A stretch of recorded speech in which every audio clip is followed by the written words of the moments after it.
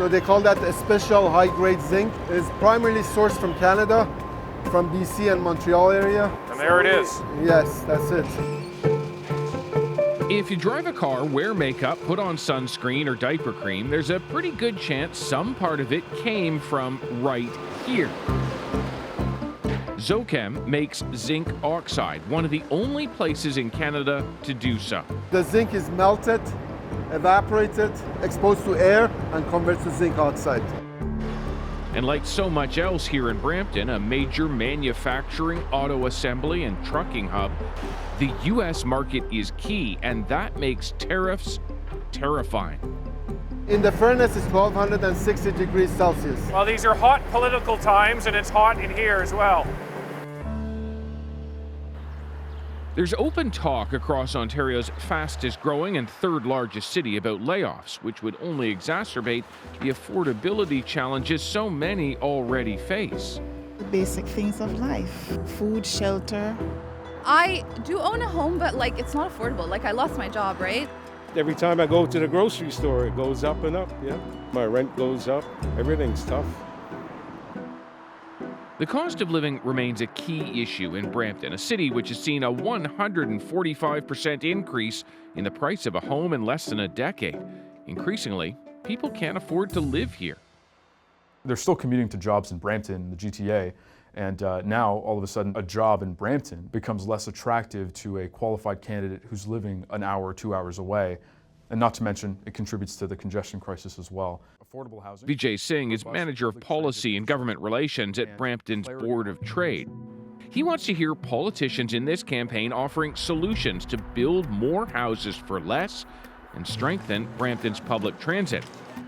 He knows the parties are listening too, because Brampton is in the politically critical suburbs around Toronto, key for either a Conservative or Liberal victory.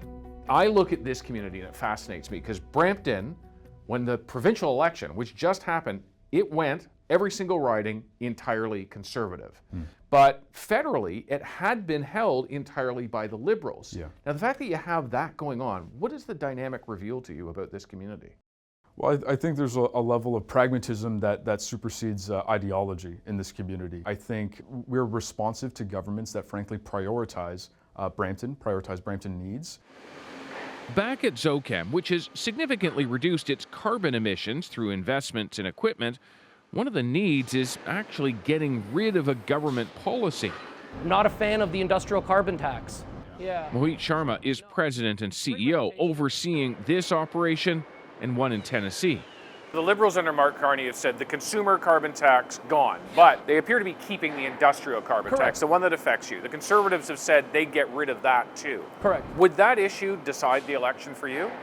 For me, that would be a prominent point, because if there's an industrial carbon tax, that is a cost, and if you're going to pass that on, that's still built into a cost that the end user has to pay. Why not remove that?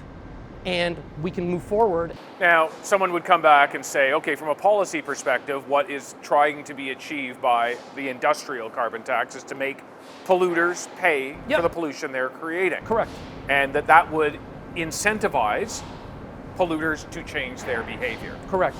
What do you say to that? I say what happens is people invest elsewhere where they are not charged for that pollution.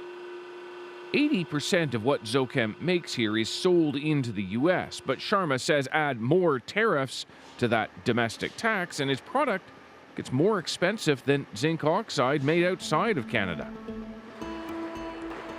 More than half of Brampton's people were born outside the country, very diverse and with a large Indo-Canadian population. A community also impacted by affordability. At the Gurdwara, we have a langar program where there's free meals being served from morning to night, and that number of individuals has gone up quite a bit. So we do know people are struggling. It's really difficult. Gurnishan Singh is a rental housing developer and volunteer at the Shri Guru Nanak Sikh Center. We are politically active. We are not like a monolith in the sense that we all sort of go one way or another together. The last, I would say, 1 to 2 years was sort of the first time, especially in Brampton, where we did see some excitement sort of coming out about the Conservative Party as well. People started looking to a different side, and I think the community has stayed Liberal for a long time. I think switching that is going to be challenging. That too continues to shift around. Beyond worries about jobs and affordability, he tells us many Sikhs are worried about foreign interference. I think a lot of individuals, because in the community in the past, they've gotten calls to sort of either participate in a certain way or don't participate in political activities at all and this and that, especially from like the Indian consulate or their proxies in the community. Such proxies, Canada's Foreign Interference Commission found, have tried to secure the election of pro-India candidates in Canada's parliament. When people in this community get pressure calls, Singh says it's not clear who they're supposed to call. In terms of information or accountability or holding people to account on the Canadian side, we haven't really seen that. So people do feel like that, hey, they can sort of report things, but will anything be done about it? That certainty is not there. It all shows that while every region in this country has its own specific worries and priorities, there are core issues which unite. Now, as political parties try to position themselves as the best fit to respond.